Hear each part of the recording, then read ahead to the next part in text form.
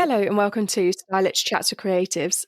Today on the podcast, I'm speaking to Georgia Williams. Georgia is a marketing content specialist and she is based in West Yorkshire, and I believe we met through Katie Ennis-Hargreaves, and she loves doing really bright things.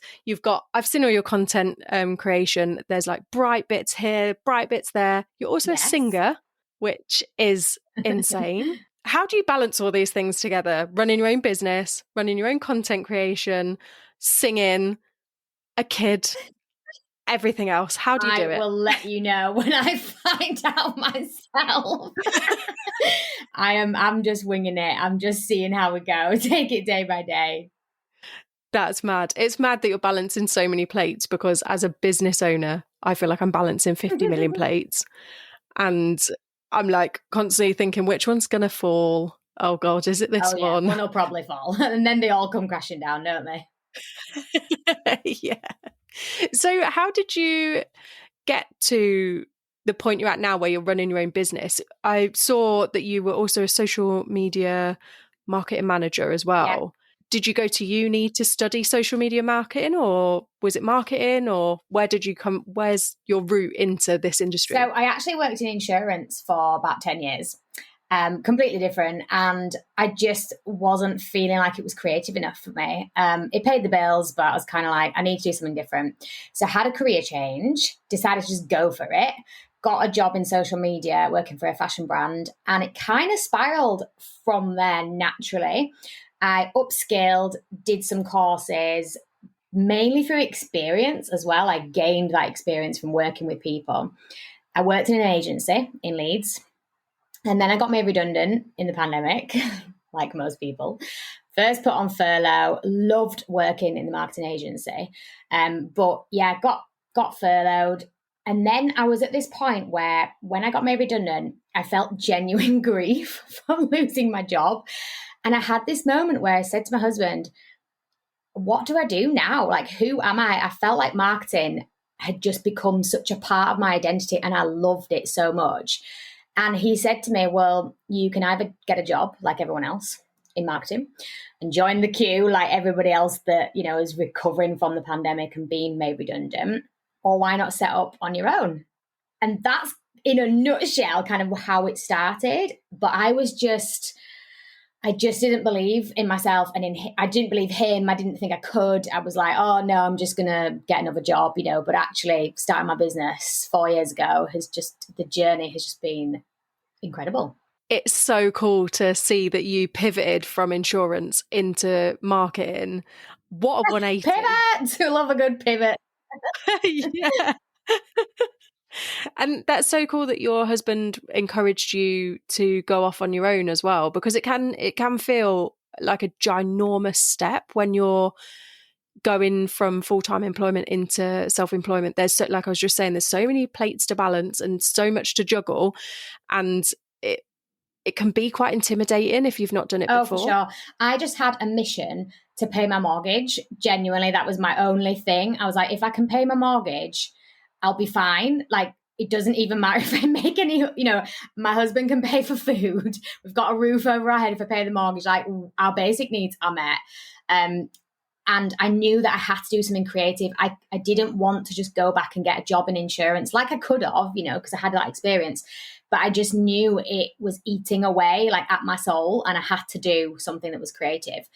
I felt like in my personal life, because I have always been a singer and I was still doing that in my personal life, although that did obviously stop with the pandemic and not being able to perform, that was something that was like a bit of joy. And then I'd go to work and my joy would die a bit because I'd be like, oh, it's just not creative enough. It's all right, you know, and it's not a bad job, but it just wasn't sparking me up. And then I'd come home and I'd go on the weekend and do my performing again. I'd be like, this is amazing. And I just felt like I needed to balance like both of those. You know, why am I toing and froing to something I like and something I don't like? So it was a no-brainer to stay in marketing, and specifically social media marketing, because that's where my experience and all my pivot had kind of come from. But I just didn't, I was just like, I just need to pay my mortgage. That's fine. Don't think about anything else. It might not be forever. You know, I can give it a couple of months. And that was just what kept me going. I just kept paying my mortgage each month, you know. I think sometimes when you break it down like that as well, like I was very similar when I went freelance. I was like, I just have to pay my rent. I just have to Yeah. pay my half on whatever we're, doing, and then everything else will come. And then 12 years later, I'm still going.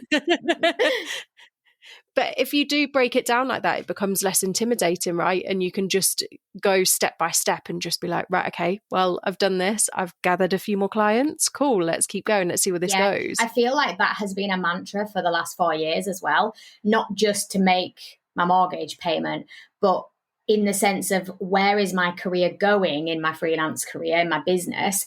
Let's just get to this next step. Let's just get to that next step. And then the next step, so I wanted to bring out a podcast of my own for years and I just couldn't get there. It was a bit of imposter syndrome, or it was a little bit of me just not having time, spinning plates, whatever. And then I got there, just thinking if I can just get to January 2024, I promise I'll just do it. And I had that moment in January. I was like, fuck it, book it, get it done. And it's done and it's out there. But I had to get that little milestone, even though it's a big milestone, it's that little point that you say, like breaking it down. Yeah, I was the same when I started this. I was doing so much research. Like we were just talking before we press record, I was doing research on like what programs to use. Like, do I want to do video? Do I just want to do audio? What is the best equipment within my budget? And like I was going down right a rabbit hole. And my friend just said, Shah, you're never going to be perfect straight off the bat. Just get on with it. And it stuck with me. And sometimes you'll improve the more you try at something. 100%. And it goes for everything though, right? I always say that making content is like the first pancake. Sometimes it's a bit shit when we first do it, but like the second pancake is normally the best one, isn't it? When you put it in the pan and it's all heated up and you're like, look at my glorious pancake. But the first one's the one that's a bit scrambled sometimes. And that is life. Sometimes the first go at it is not the best pancake, but the second one, yeah, we're doing all right. We like it. We might put it on Instagram and show the world. Yeah, that's it. You might just go a little bit further. And then like I found with this, there was a point where I was like, right, okay, I'm trying to release every week, but actually that doesn't fit well when I'm super busy styling. So let's like revert back. I've had to do a couple of re-records. I've had to do like, and thank God the people I've interviewed have been so incredibly patient with me. And, you just got to practice and try. And if you don't try, you don't know. And then you can just sit there and just be like, oh, I wish I'd done that. When actually that's it. The opportunity is there to try. So it says, it said on your email to me that you are a Canva pro. Now, I have fiddled with Canva. Let's just say that. I love it. But how have you become a pro? Is it just by playing and just figuring out what works, what doesn't? So I've used it for 10 years, pretty much since it came out. Back in the beginning, I have always loved it. And when you use something day in, day out, you just know it. I feel like there's not anything that I don't know where it is, apart from when they make updates, then I'm like, where is everything? But you could ask me, like, can I do this in Canva? And I probably would be like, actually, no, the capabilities are not there. You need a different program. Or yes, you can absolutely do that in Canva. And it's just something that I loved. I've loved doing. I used to make things like invites for parties, even when I wasn't a freelancer. I just have used it for so often. And it was the thing that I kept coming back to in social media marketing, as both an agency and obviously as a freelancer. It was the thing I was drawn to doing every day. And I actually made the decision to have a further pivot 2 years into my business where I only provide Canva content. So I no longer offer the social media management that I was initially, because I found I was just coming back to Canva. That was the bit that I was like, I could spend all day in here and love it. But other parts of management, such as like scheduling or commenting or a bit of customer service, that wasn't lighting me up as much. I would outsource that to someone else, and have a bit of a team kind of thing. So I was like, why am I doing that? I don't have to do any part of my job that I don't like. I don't understand why I'm trying to fit it all in. So I started focusing on the Canva side of things, and it just took off. People, I think, just recognized that I genuinely loved it and my passion was there. So they clung on to that and then wanted to work with me with Canva. Yeah, I think you're right. When you run your own business and you have that light bulb moment and you go, why am I doing this? Because I don't actually enjoy it. So well, nobody's holding a gun to my head. So I don't actually have to do Exactly. it. I think you conditioned, if you've worked in an employed position before, to following those rules and kind of thinking, oh, well, I have to do that because my boss says, or it's in the handbook, or it's what we do here. Whereas you are your boss. I'm a very good boss. But in the beginning, I was like, why am I doing this? I just don't understand. And it's so true. We just go along with it. And then we think later, oh, actually, I don't have to do anything I don't want to do. I don't have to work with that person if I don't want to. If they don't match your Yeah. values, or if they're not, if they're being a little bit rude or something, you don't have to put up with that. You can very professionally say thank you, but no thank you. And it's okay, and that was massive for me as well, learning those kinds of things. Yeah, I think that's a huge one. And also like when you're chasing invoices and you've not been paid, and trying to balance the oi bitch pay me with a professional, excuse me, please, where's my invoice? Yeah, I agree. But that comes with time, right? And learning how to communicate your needs and your boundaries as well. I think you've almost got to have a couple of bad clients to kind of let you know what you don't want, so that you can go, actually, that's not for me, or that's not the way I communicate. I want to do something different next time. So for every difficult client I've had in the past, I'm really grateful, because it's made me where I am today, and it's laid those foundations for me to be able to effectively communicate what I want, with a client. Yeah, I agree. I've had my fair share of bad ones, but I've also had my fair share of bloody good ones. And you just think, well, they outweigh, the good ones far outweigh the bad ones. But without the bad ones, I wouldn't be able to feel as confident in myself and my business as well. It's definitely it's a massive learning curve going self-employed, isn't it? And you go like, a bit like the beginning of a roller coaster, and you're like, oh, fuck, what the hell? I can't go on roller coasters. That's the only thing I'm like, it's just not for me, is a roller coaster. I also feel like people who are not freelancers, so some of my friends that are employed, they just look at me like, oh, you're always on holiday, or you're always doing what you want, and it's like such an easy job. And I'm like, have you ever chased anybody for payment? Because if you haven't, you don't get to say that, because it's hard. It's hard being the only one in the office, the only one you have to be able to sound off something. Or if you get an email from a client and you're fuming, you have nobody. And that's really difficult, and I think all those other things that they just take for granted, being in offices or workspaces, it's not like that as a freelancer. So we deserve the time off and the flexibility because of all the other stuff we have to do. Yeah, massively. And I don't know about you, but I take like an admin day. So my admin day is tomorrow, and a client asked me if I could work tomorrow. And I was like, if I don't do this admin tomorrow, it's going to run into next week, and I'm going to be useless to everybody because I'll be stressing about all these things that I've got to do. And she was like, no, fair enough.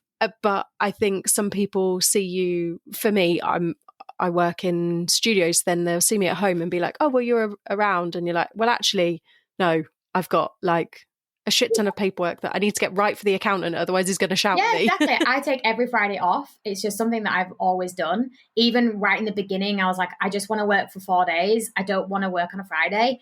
And my friends just don't understand that. So they respect it, but they don't understand like why I give myself that. And I'm like, it's so that I'm a nice person. So I can have a Friday off as a personal day, But I don't take sick days. I don't have any days sick. I just get on with it. Whereas they often, I have one friend who has like a sick week every now and again because she just needs a break, from work. But I don't have that. Like I have every Friday off. So surely, it's kind of the same thing. Yeah, I agree with. I think it probably is. And I think as a freelancer, you hit a point, there's times where I've worked 20, 30 days in a row, including weekends. And there's points where I've been months like that. And now I'm at a point where I'm fortunate that I can go, sorry, I can't do tomorrow because I've got to do X, Y, Z. And like you, I don't mind working 5 days a week at all. But my sweet spot is 3 or 4 days a week, because it's like, I get quite fatigued. So driving a lot just makes me tired. And then lifting and shifting furniture, I'm like, oh God, I'm absolutely knackered. So you do need that time, otherwise you burn out, don't absolutely. you? How do you find your clients for your content creation? Have people reached out to you, or have you been doing like hit and hope emails, which I always find, like when I first started I was like, oh, I don't want to hit and hope people, but now I'm like, hello, this is me. So I actually don't do that. Maybe I should. Maybe I'm missing a trick. I don't know. I don't do like cold outreach or anything. I just market myself on social media. I feel like that's my skill because that's my experience. And I just make sure I have a solid marketing strategy that is consistent. I don't get attached to the results of it. I don't overanalyze. So if it doesn't perform, that's okay. Like, it's out there in the world. It's doing what I need it to do. I have a lot of referrals from clients. I normally have clients work with me for like 3 to 6 months. Then they refer someone. Then they wait a couple of months and then they come back. So I kind of have this churn of the same or similar people in the same or similar circles. So I'm really fortunate that I don't have to do any like mass cold outreach. But then I guess you could say that networking is a little bit like cold outreach anyway, because I'm going into networking circles and I'm putting myself out there. I prefer the more natural networking rather than the like speed dating networking that's just a bit cringe. I quite like the few memberships that I'm in that are very kind of natural and everybody really genuinely knows each other. So therefore we refer each other. That's the kind of networking I guess I like. But yeah, I don't know if I really do any like, hi, book me kind of things. Yeah, I think like because of my industry, if you don't email people, they forget you're there because they're like heads down, they're like going at 100 mile an hour because products coming in and like hitting them in the face and they're like, oh my God, we just need somebody. So they kind of forget that you're there. And then they'll look on their social media and they'll like a post from like 4 weeks ago where it said you're available and now you're no longer available. So it's sometimes but it's hard writing those emails. Like I felt very robotic, like, hello, my name is Charlotte, I am a stylist, and I was like, oh God, I've got to like loosen up here because this is fucking horrendous. Oh, the cringe. It's got to be done. Oh yeah, massively. So do you do your networking in Leeds, or are you more like nearer to where you are, or do you go over to Manchester? A little bit of everything, I guess. I've only really been networking probably for the last year and a half of my business. I think a bit of that was probably due to the world not being fixed and back to normal and things, if that's ever a thing, where we obviously couldn't go out and network. But I try and like plan my networking throughout the year. So I'll have different memberships that are maybe having like get-togethers, events, tend to be like Newcastle, Manchester, Leeds, and just plan them throughout the year. So I know I've at least got like one every couple of months that's in person. And then I just try and show up in the memberships that I'm in, the professional memberships. I'm in a fab membership called Mums in Marketing. We're all mums, and there's like 400 of us. Some are employed, some are self-employed. And that's a really nice, genuine mix of just different people who work in marketing, which then I get referrals from, but it's in a really organic way. And that's again, how I prefer it. So I feel like I've got the in-person ones, and then I can just be kind of present as a normal person, in these memberships. And it seems to work, that kind of mix. That's so cool, because like I don't do that kind of thing. I think I did a Wilson's Republic one in February time, maybe. And then I was on a job, got changed in the car, got out like to the Wilson's Republic thing, said hi to Katie, said hi to my friend Fran. And then we all sat down and listened to the talk, and it was so good. And then I was like, oh shit, I'm really hungry. Like I couldn't concentrate on what people's names were. So I was like, I need to go home because I've just not eaten and it's like nearly 10 o'clock at night or whatever. So, but I know I want to go to another one because there were so many interesting people. Yeah. And I'm just so nosy, really. I like to find out about people. So I'm like, come on the podcast. I want to hear all about you. Your life. Yeah, like a little goblin in the corner. Love it. So tell me about your Bish Bash Bosh method. I think you just touched on it slightly then, where you're saying you schedule out your own social media and kind of don't fixate on the analytics of it. So fill me in a little bit more. Okay, so obviously that goes against everything you should do and I believe in as a social media manager previously. So let's ignore that bit. But I say that because in the world of marketing, obviously it's important to have a look at your analytics and to learn from them. Of course it is. Like, I'm not here to say, oh, just don't worry about it. What I'm here to say is when you are creating content, when you're obsessed with how it's performing, it becomes about how it's performing rather than like the job overall that it's doing. And one single Instagram post is not the be all and end all of your marketing. You know, it should be a jigsaw piece in the other things that you're doing. Like, are you sending emails? Are you networking? Are you doing podcasts? You know, all those other touch points. It's part of the mix. So what I prefer to do is like look at my efforts as a whole and analyze those rather than thinking, well, I posted 30 times on Instagram and I've got 1 follower. What is that? What's going on? You know, I regularly delete people that spam off my following. I'm not bothered about numbers. I'm like, be gone, spam bots. You know, we have no time for you. So I'm really not a numbers person. I'm not a numbers person anyway, because I'm a creative. Obviously, I'm a creative. My husband's analytical and he's the numbers guy. But yeah, it doesn't matter to me. So that's the first thing that I lead with when I talk about content is that, yes, it matters as a whole. But if you are obsessed with it, then you need to become detached a little bit from the outcome of each individual post. So I follow a 4 content topic framework. I specifically work with service-based businesses, so I don't work with anyone who sells a product. So therefore, my framework is specifically for service-based businesses, just to put that out there. Obviously, you can try it if you're a product-based business, but there might not be things that work for you. So I use 4 content topics. And what I do is I look at my monthly mix ahead of time and I try and have a look to see if there's anything that I'm launching. Is there any services that are brand new that I want to kind of introduce? Am I doing a workshop, whatever? Am I repeated? I have like a membership, so I open that 3 times a year. Is it that time? Are the schools out? Because most of my clients are mums or they have kids or whatever. So they are not here, they're not present. And kind of dates that might matter, I guess, to the UK. Obviously, we're coming up to an election. Let's not get political at this time. So I know like my content that I have scheduled for maybe the first week in July is probably going to fall flat because everyone is talking about the election, you know. So I kind of look at what's going on to see if anything will interrupt the month ahead. And then I will plan my posts for the month based upon those 4 content topics that I have. And I just make sure there's a kind of an even mix between the 4 for that month. So I'll plan them all out on Asana and then I just create them. That's in a nutshell, of course. That's really interesting that you do it like that way as well. I mean, I started this year doing my extent of planning on my Instagram was a reel, who was on the podcast, and then work. The thing is with that, I was shooting loads, but nobody was giving me images because everyone had forgot or like we weren't allowed to have them from release and stuff. And I can only rehash work so many times.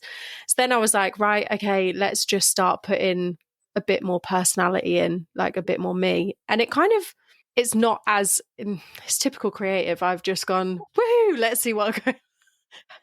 Bollocks, I've not posted on 4 days. I best put something on. So, but when I started doing it this year and I was scheduling it out like a couple of weeks in advance, it was so much easier. And I actually found like I ended up with more traffic. There was a few more inquiries. Like it was that little bit of time into yourself creates a lot more back, especially on LinkedIn. I don't know if you find LinkedIn good or bad. Yeah, I don't historically like LinkedIn, but I'm learning to love it a bit more. I've included it in my strategy since last September because one of my really good friends is on LinkedIn and was kind of like, gee, when are you coming on LinkedIn? So I just decided to bite the bullet. And all I've done is repurpose my content exactly from Instagram to LinkedIn, just with a few less hashtags, but I pretty much repurpose it.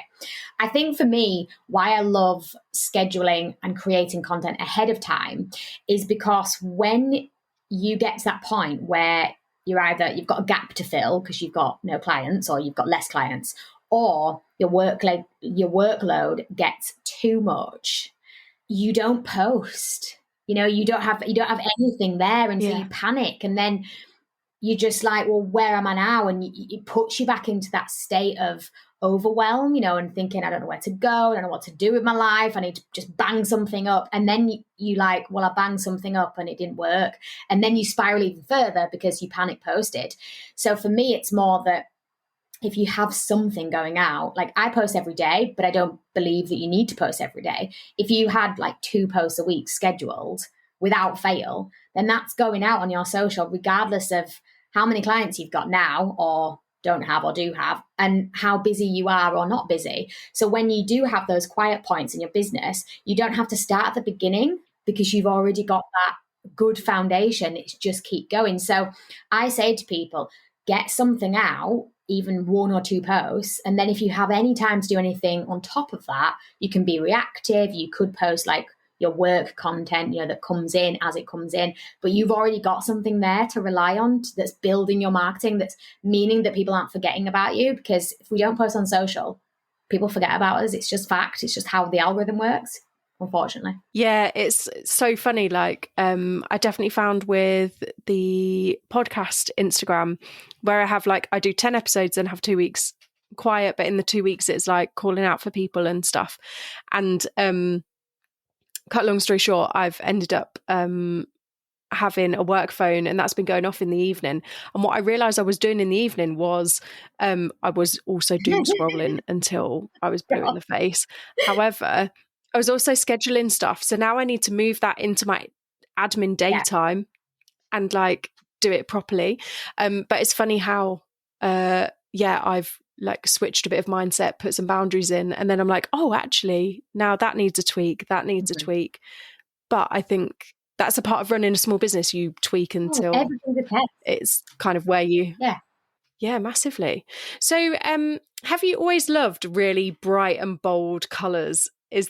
Or is this something that when you're younger? I always have loved not fitting in. It's just been a thing that I've been like, I don't want to fit in. I don't want to be like everybody else. I don't want to turn up and someone's wearing the exact same outfit as me. Like, I just don't want to be that person. I don't mind if that's the case, but I personally just love being different. And I used to be massively into the vintage scene, vintage and retro, like authentic, 50s, 60s, 40s, any of that kind of those, like, I know that's 3 decades. Okay. I'm being greedy, but anything that kind of style. And I got to a point, so I used to do influencer and blogging, vintage blogging in a previous life. And I just got to the point where I found that people in that scene were being a little bit elitist. And if we weren't doing things authentic and proper, then we weren't proper. And I just couldn't do it anymore. I was just like, you know what? Sometimes I want to be like vintage, but I want to wear my Vans or my Converse or cowboy boots with a 1940s dress. And if that makes me inauthentic, sue me, So I kind of have merged from that true authentic vintage pinup style into just bright with a bit of whatever I want to wear that day. If I open the cupboard and I'm like, what cupboard? The wardrobe. If I open the wardrobe and think that's the one, that's what I'm wearing. I love yellow. I've always loved it. And I just made it my brand colour because it made sense. But genuinely, my wardrobe is also very yellow. So it's not that hard to be on brand. So for the listeners, G's got a yellow top on. There's lots of yellow in picture frames behind her. There's a whole wall of yellow. She's also got yellow in her headband, a yellow water bottle. This girl loves yellow. And I think it's like your branding is so cool as well. Like, as a visual person, I was like, this is sensational. Oh, it just hits you in the face, but in a good way. Like, you're like, I know exactly who you are. I know exactly what I'm going to get from you without even asking what your package or anything like that is. I know exactly what kind of content I'm going to get from you as a customer. So I think that's like for somebody who's so new to running their own business, that's insane that you've got that so quickly. Because I think a lot of us I've had several logos and several identity crises in between. And I think it's so cool that it's so like impactful. I mean, you should see my first logo as well, by the way. I'm not going to show you it, but my very dear friend did it and it looked good at the time, but nowadays it would If be you haven't had a few failed antique, logos, like, are you even a business owner now? That's what I think. Yeah. Yeah, exactly. So how did you get into the vintage dressing and vintage clothing? Because I think that's really interesting. It just was a little bit different. It was just something that I saw. I think I actually saw it in a magazine, maybe actually. Yeah, I think it was Beyond, what's it called? Vintage Life. I don't know if it's still going now. It was a magazine that was in WH Smith at the time. And I was just fascinated by the way that people in this present day were dressing, because they were dressing not in this present day. And I found that I would go to like retailers, New Look, whatever. I used to work for New Look.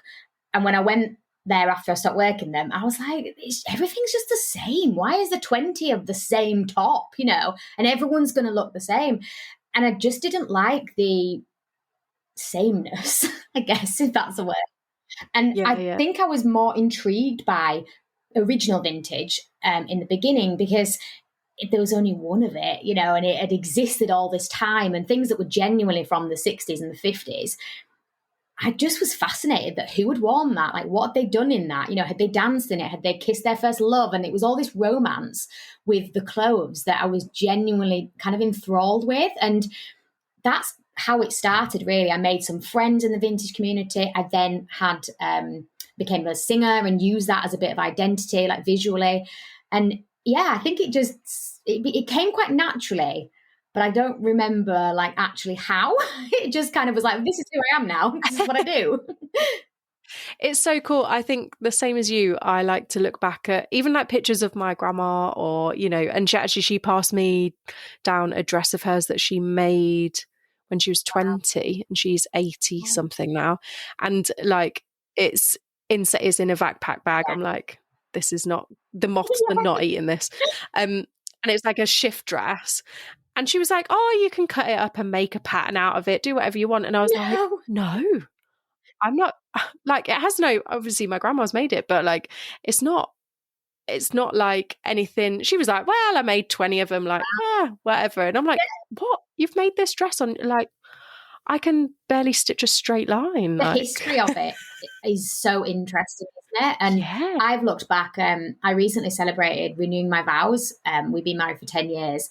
And what we did is we went back and recreated those images from 10 years ago. Yeah. And what we did is we went back and we recreated some of those images. So from when I wore the same thing, went to the same place, and just the history of that for me. And that's only 10 years. So when I think about like clothes that were worn, I mean, it's 2024 now, so that's 70, 80 years ago. Like that just blows my mind that fabric from that time can exist right now, and I've still got a lot so I have like 20 kilograms of vintage. Don't judge. From my days. Not judging, no judgment here. I have that and I just don't want to get rid of it because even though that might not be an authentic, elitist kind of vintage thing for me to do anymore every day, getting dressed up, it's just history and it's memories. And I performed in some of those, some of those pieces I got from house clearances. Some of them are from really good friends. I don't want to throw them because they mean so much. And yeah, I just love like the romance of it and the history of old clothing. And I think as well, nowadays, our stuff just is not built the same. It's not built to last and people don't care after their stuff the way they used to. And it's just fast. I could go down the rabbit hole of fast fashion, but I won't. But I think even going into the charity shops, like I was saying to you before, people are putting cheap brands and they're going, that's £6. And you're like, that was £6.50 the price. What are you doing? Like, it's mental. But I love a good charity shop. I love a good vintage. And like, I'm often head to toe in like secondhand clothes. And my husband's like, there's another parcel for you. It's from vintage. I know it's from vintage. What have you got now? Yeah. Yeah. And I actually bought a dress for my cousin's wedding and it looked lovely in the pictures. And I put it on and I was like, oh, this is not the size that it states it is inside. I think that's the only problem with Vinted. I actually got my renewal dress from Vinted. It was £4 and it was originally ASOS or ASOS, however it's said. And I took it to a seamstress. It was like really slutty. When I first tried it on, it was so low. I just felt like my boobs were popping out everywhere. So I was like, this is not the one. But I love the colour. Obviously, it was yellow. So I was like, this is the one. Floor length maxi dress. I took it to a seamstress and we actually put loads of like hand stitched daisies and sunflowers and little vine leaves on it in like a beautiful pattern. So it's like completely original. And I just loved wearing it because I look at it and think it was a £4 dress, but it made me feel amazing because it's just personal to me and it's everything that I wanted. So yeah, I'm a massive lover of Vinted. Yeah, this cardie's Vinted. Yeah, this dress, the top underneath, like literally everything. But I love I don't know, I just love a good bargain. But then I also have to think like, I don't want to overconsume as well, because then am I part of the problem? Because then surely Vinted is going to end up like New Look, H&M, where they're just overproducing and people are just buying to resell again and it's not going to last. And so, yeah, it's being conscious, isn't it? And also I think I'm of an age where I don't care if I wear the same thing twice. You know, but when you're younger, you're like, right, someone see me in this dress. I need to wear something different because we're all going out. I wore this top yesterday, confession time, and I actually wore it like under a cardigan. So I felt like no one saw it. Like I didn't see it either, you know, and I just was like, I'm just going to wear it again. And my husband said to me, you're wearing that again? Didn't you wear that yesterday? That's not like you. I was like, oh, the audacity. But he's right. You know, I do have that much that I probably don't get through all of my clothes. I have 3 wardrobes. I don't get through them all in a year, you know, so I could do with a good clear out. Oh, I get addicted to like clearing stuff out. And I kind of have a one in, one out on Vinted. So I've got a pile at the moment that's on Vinted currently, like dresses that I've worn when it's been wedding season and now I can't fit in them or they don't suit anymore, whatever. And yeah, then this other dress came and I was like, oh, for fuck's sake now. But I have the thing is, I have other dresses that I could wear to my cousin's wedding that would be perfectly mint. It's just, I wanted something different. And also I am going to call my husband out here. So I bought some like pink, bright pink, they call plazo trousers. They're like wide leg trousers from the top and like a iridescent sequin top. So I put them together and he was with leopard print shoes, sounds minging. And to be fair, I took a picture and I was like, on reflection, yeah. But he outright laughed in my face and was like, are you seriously thinking about wearing that to your cousin's wedding? And I was like, yeah. And he was like, like, what is going on here? And like, was that outright laughing at me?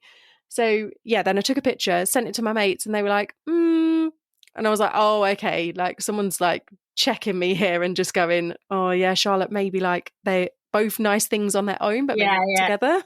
But in my head, it worked really well. But I think that's a nice thing about fashion, though, isn't it? It's quite fun. You can be quite free with it. I mean, when I first started as a freelancer, I had like a major wobble because I'd been working in this really trendy, like cool marketing agency in Leeds where, you know, we had dogs in the office and like beer Fridays and stuff like that. And I was encouraged to, obviously within reason, be myself and wear what I like to wear. So I did, you know, and even when we had clients in, like, I didn't feel like I had to suit and boot. You know, I was able to express myself in what I wore. So when I became a freelancer, even though I was my own boss, I had that like panic of how are people going to take me? You know, are they going to look at me and just think, what a joke? There's no way we're giving her any money, you know, never paying her. And I did have that wobble, and I wouldn't have said it was necessarily imposter syndrome because I knew what I liked to wear and I wasn't afraid of wearing that. But it was the case of, is someone going to think I'm a proper business owner? And actually, along the way, it's been the thing that people have booked me for, you know, which is mad, isn't it? Because my brain was going, nope, no one will take you seriously. People will think you can't do it, you can't do your job. And then now people are like, I book you because you're so bright and you make me smile, or I love that energy about you, whatever it is. So it's just a true testament, isn't it? Like, be actually who you are, because that's what people like. Yeah. And I think it's having the confidence to be who you are without following the herd of the new look top in 20 different colours that everybody's got.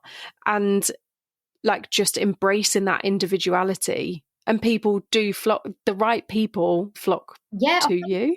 I think that's the way it's said, isn't it? I know a couple. I'm not the only person like on social media to have a yellow brand. There are loads of us, and I met a person in real life, in person, obviously, and she is yellow. Her brand is yellow, and she was wearing the yellow dress. And she just said to me, I can't wait to get rid of this. Can't wait to get out of it and get changed. And I was like, what do you mean? Like, I was calling her a fellow yellow because I thought it was cool. We were both yellow, fellow, yellow, all of that. And she was looking with horror. And she was like, oh no, like yellow is the worst brand color. It gets mucky. I just can't get rid. I just don't even like yellow. And I was like, oh, like how can this be your brand if you don't even like it? Which made me even more determined to be as yellow as possible, because that's what I like, and to really live my branding and who I am as a brand, because that is me and I'm not pretending. I would wear it regardless of whether I had a business, and yeah, it really shocked me. So it kind of put things into perspective, I guess. Yeah, that's really like, how can I'm just trying to find my words here. Like, how can she be passionate about her brand if she doesn't like wearing yellow, or thinks that yellow gets dirty and everything else? Like, then change the fucking colour, love. Do you know what I mean? Like, the audacity. Oh. That's just like, I'm mind blown. But then I wonder that maybe actually quite a few people don't fully believe in what they're pumping out. So then kind of almost put it on like a okay, I've got my work hat on today, so best put some yellow on and crack on. And then she just takes it off. So they would film like reels, videos wearing yellow, but then be like, oh no, I don't really like it. It's just that because obviously, as we know, like color psychology comes into a lot of why we choose colors in branding.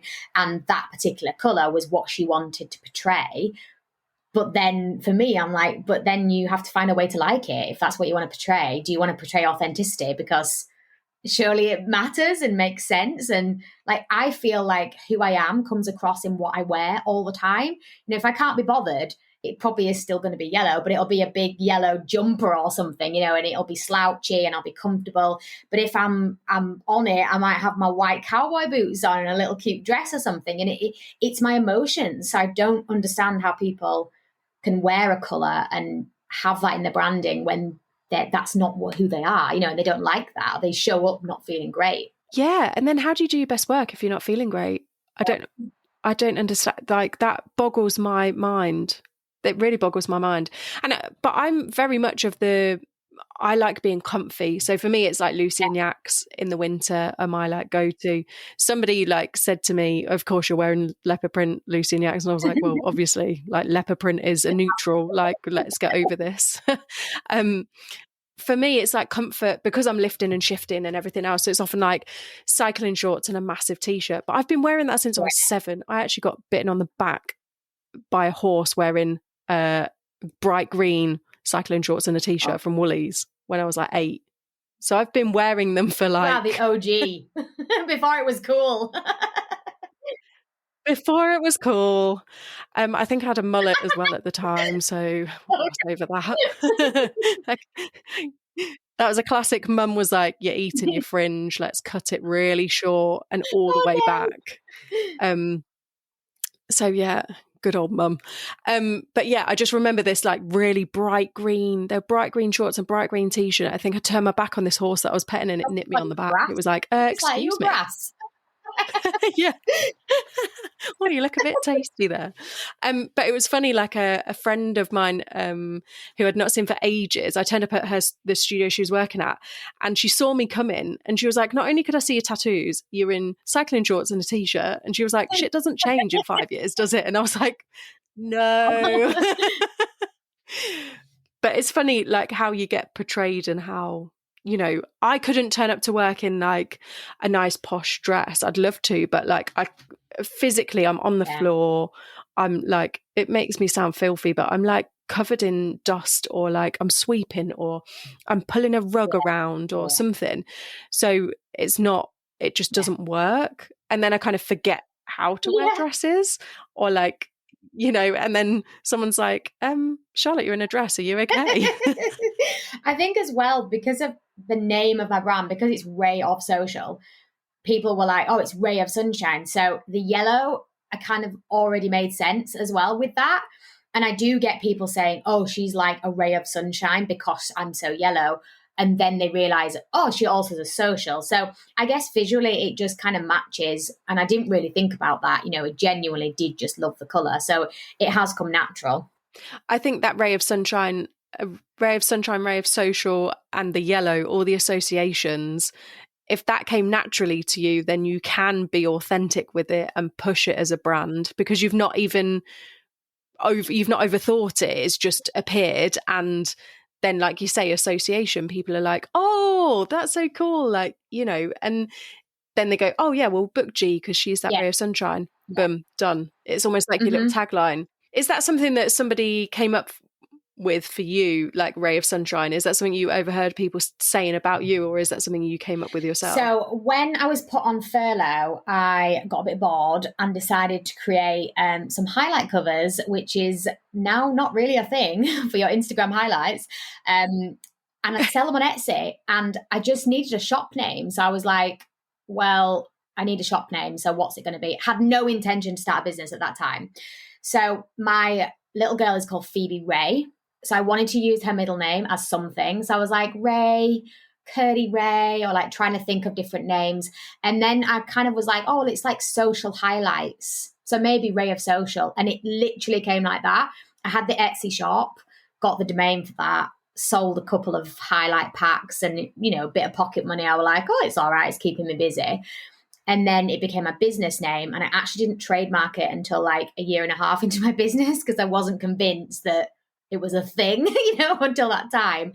And it did really come organically like that. And people always say to me, like, what is the Ray? But the Ray to me is Phoebe Ray, because she's my little girl. So that's kind of where it comes from. Oh, that's so nice. It's so nice. I love hearing about people's like names for their businesses, because my copywriter friend came up with my Stylich one, because my maiden name was Litchfield, and she was like, you're a stylist, so sty and lich, it's a merge of the two words. And now obviously like my last name's changed, but people still know me. I saw a photographer that I'd not seen in 12 years, and she went, oh, Stylich, across the studio. Didn't call me Charlotte. Sometimes it's a memorable thing, don't you, to just be like, yeah, oh, I know that person. Yeah, and it then allows me, much like yours, it allows you to diversify as a brand with people still knowing that that's you, without all of a sudden being like, oh, Charlotte Barber's Styling Academy, for example, just pluck that out my backside, or like, you know, Charlotte Litchfield's Styling Academy. They know that it's both the same person. So I think that's the nice thing, is you can like just diversify, and often they come organically as well, like yours and like mine. And I also heard somebody say to me, I overheard somebody say, oh, you know, they'd forgot my name. Oh, you know, the chatty tattooed stylist, what's her name? The chatty tattooed one. And I was like, boom, having that.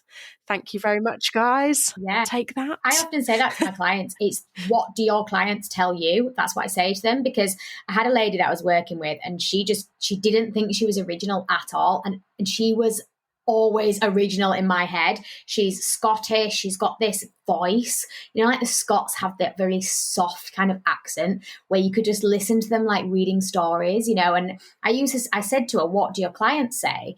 And she said, oh, my clients say that my voice is really calming, and that every time I talk to them, they feel soothed and they feel like I'm in control and I can take care of, like, she does Facebook ads, I can take care of their ads. And I was like, why are you not using this? Like, this is a USP that's so natural, but we don't want to think that about ourselves, do we? Because then we think, oh, we're big-headed, or like we're just blowing his own trumpet. But that was natural. You know, her clients were going, oh, every time I speak to you. So now she uses that. She uses like voiceovers in reels, and it's having the desired effect because she's leaning into something that she didn't think was a thing. Take a bow. There we go. Simple as. Yeah. And I think a lot of the time as well, we find those kind of compliments hard to take as British people. Often we're like shy away from a compliment or shy away from descriptive words about ourselves. I mean, like the chatty tattooed one, I am very tattooed and I am very chatty. So, I'm going to own it. Yeah. Like, what's the point in trying to say I'm quiet because it's an absolute bloody lie? But it is hard to take compliments about yourself and then in turn turn it into a USP. Like, it sounds like she did an amazing job. That's a really good thing because it's obviously got her voiceover work as well, which is incredible. So I've got one last question for you, and you can answer it however you see fit. It's a very big question. But what inspires you, G? $1 million question. Okay. And do you know, everybody I ask, they go, oh, and they have a big sigh and a big think. A big think. I need a brew to have a big think. I'm going to have a big think. I think what inspires me is hearing my friends that I love, people that I love and in my world, say to me, I love your energy. Your energy just lifts me up. It makes me smile. I love being around you. And I know that in order for me to be able to do that for my friends and those that I love, I have to have a happy life. I have to have a happy work life. I have to have a happy balance. I have to have something that I like because it has to be real. So it inspires me when people say that they feel that way about me, because I know that I'm trying to do all that other work, that gets me to that point where I can have that impact on those people that I like and have a positive kind of uplifting energy for them to enjoy. Does that answer the question? I don't know. That was more profound than I intended it to be. I love a profound answer. I think that's great because it's nice that you're hearing what your friends and loved ones are saying to you, absorbing it, and like a little ray of sunshine, pushing it back out again. And I think that's lovely because I think some people are inspired by bigger things, but actually it's nice that you're inspired by things close to you as well, and that the fellow creatives and fellow family and friends around you are inspiring you. And that's just great that you're surrounded by such nice, inspiring people too. I also think that, goals are great to have, like stuff is great to have. But I'm a bit of a rebel, and I feel like if someone tells me that success looks like a desert island, and a jet plane or whatever, I'm like, let me just rewrite that. Let me just tell you what I feel like success is. And the rebel in me goes, actually, this is success to me. So I guess, although I would never say, like, if you like that kind of stuff, go for it. That's your thing. That's why it's important to me that the small stuff is there, because it is the big stuff to me, and it's what I define as like feeling successful. Yeah. And I think every day there's little things to be grateful for. And I bang on about this all the time because I think as a sole trader myself, sometimes it can be a lonely place. And if you're not careful, you can spiral quite easily if you're not looking out for these little glimmers of inspiration, little glimmers of gratefulness that are around you every day. And whether that be in the people that you love and that are around you every day, or whether it be you touching some moss while you're walking dog, or, getting those endorphins while you're out for a run, or whatever it is, those little moments are what add up to the big moments in the end. They do. Thank you so much for coming on the podcast. It's so lovely to meet you. It's so lovely to see all this yellow. I feel like I've been sat opposite the sun, and it has been incredible. And I've absolutely adored chatting to you. So thank you so much for coming on the podcast. My pleasure. Thanks for having me. Thank you for listening to this week's episode. I hope you enjoyed it. Please rate, follow and share, as it really helps this little podcast out. And if you have found value in the podcast and you have the means to, I do have a Buy Me a Coffee link in the show notes. This will help keep the podcast going. Join me next week for another fantastic guest. Bye!